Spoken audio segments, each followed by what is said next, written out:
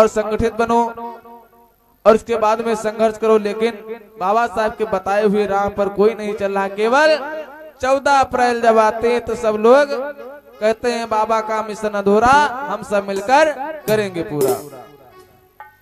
क्या 14 अप्रैल तुम्हारे मनाने से मिशन पूरा हो जाएगा? बाबा साहब ने कई बार कहा है कि अगर आप हमें ढूंढना चाहते हो तो मंदिरों में नहीं, हमको आप ढूंढना चाहते हो तो किताबों में पढ़ो।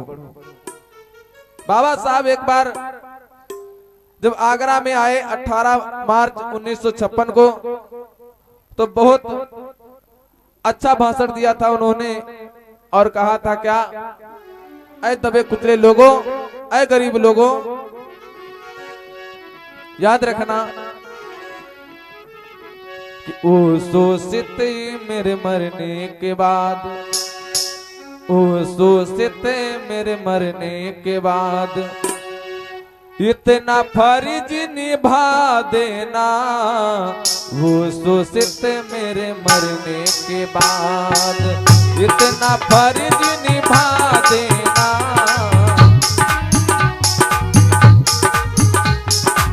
एक बार ताली बजा दो सभी लोग।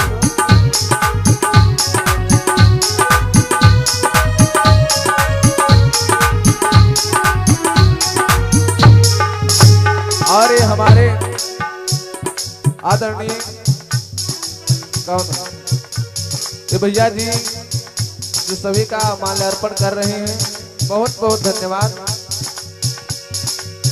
ओ शोषित मेरे मरने के बाद इतना फर्ज निभा देना, ओ शोषित मेरे मरने के बाद।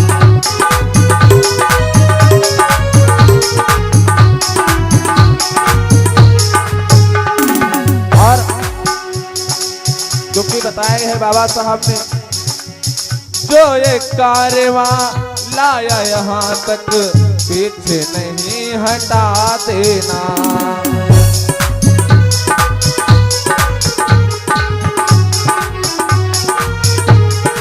और जो ये कारवां लाया यहाँ तक पीछे नहीं हटा देना।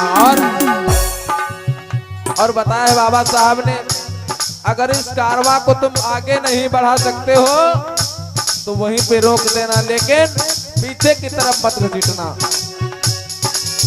बढ़ा सको तो इसे बढ़ाना, बढ़ा सको तो इसे बढ़ाना, वरना यही थमा देना, वो शोषित मेरे मरने के बाद।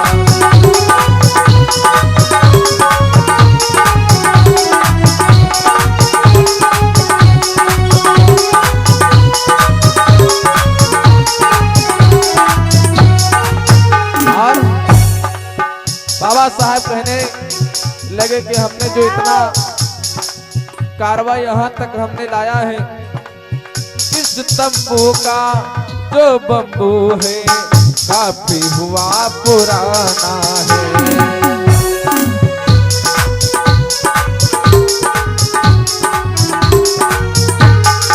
और कहना है, अरे मिलजुल करके भाई बहनों, मिलजुल करके भाई बहनों, तंबू नया लगा लेना, वो शोषित मेरे मरने के बाद।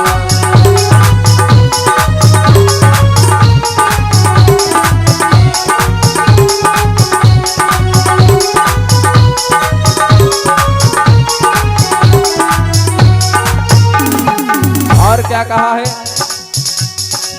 शिक्षित बनो संगठित होकर हक के लिए संघर्ष करो।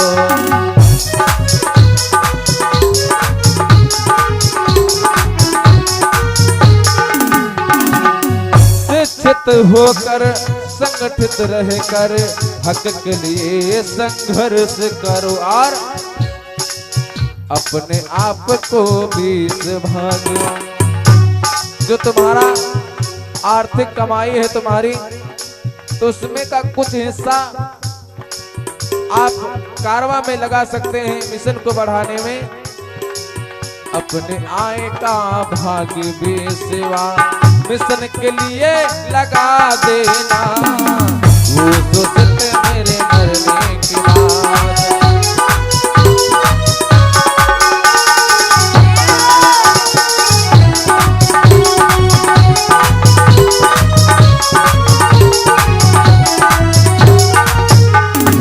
भोले बाबा साहब की